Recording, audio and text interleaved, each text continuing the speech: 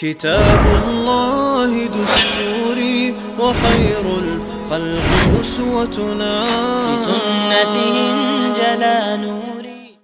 أنا لا يحزنني أن يموت رجل من الشيشان أو امرأة من الشيشان أو طفل من الشيشان، لأنهم إن شاء الله شهداء.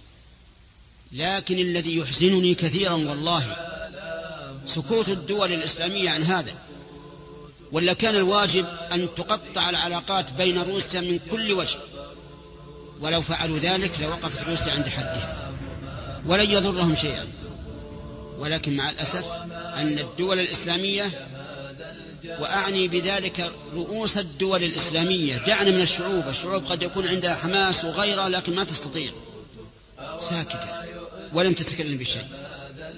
هذا والله الذي يحزنني. جمهورية مسلمة فتية حديثة يفعل بها هذا الأفاعيل والاسكت. ابن عثيمين رحمه الله: أيها العالم ما هذا سكوت، أو ما يؤذيك هذا الجبروت.